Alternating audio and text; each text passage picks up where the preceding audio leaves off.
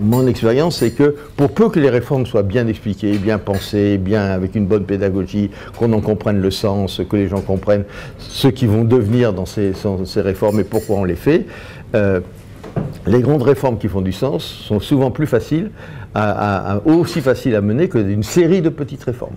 Hein, parce que l'avantage de la grande réforme, c'est qu'elle ébranle l'ensemble du système. Elle met tout le monde en mouvement. Et donc tout le monde se retrouve dans une dynamique. Alors que si on commence à saucissonner, par petites opérations, on est sur des réformes qui sont dans un repère fixe. Les deux règles de base, à mon avis, c'est l'anticipation et le dialogue au plus près du terrain, pour mener ces négociations.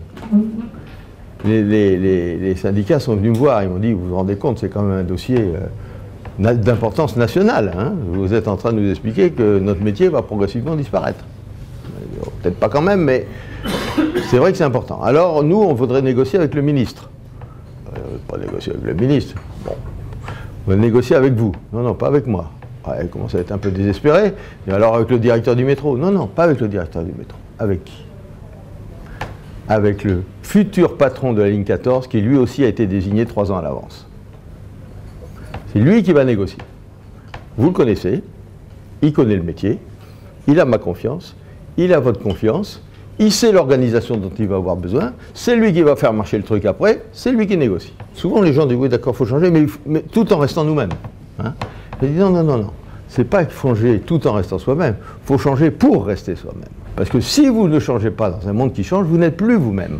C'est-à-dire être soi-même, c'est pas être le gamin qu'on était il y a 50 ans les uns et les autres. Être soi-même, c'est être soi-même aujourd'hui. Tel qu'on change nous, tel que le monde change, tel que l'environnement change, c'est-à-dire, et rester fidèle à soi-même, c'est rester fidèle à ce que, par exemple dans le cas de la Poste, que les Français attendent de la Poste.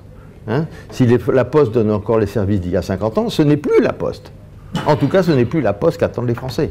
La mise en mouvement est quelque chose d'essentiel. Et pourquoi c'est difficile ?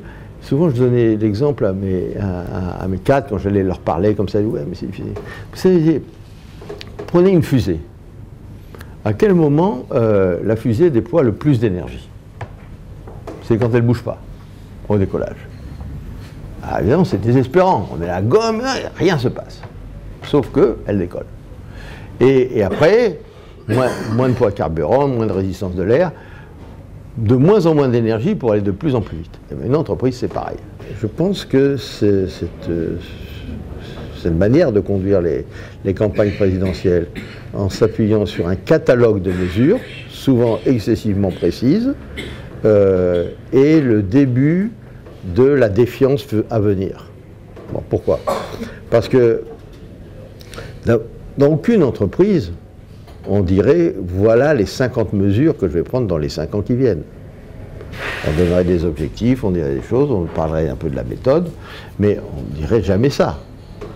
Pourquoi? Parce qu'on est à peu près sûr que ces mesures, on ne va pas pouvoir les tenir telles quelles.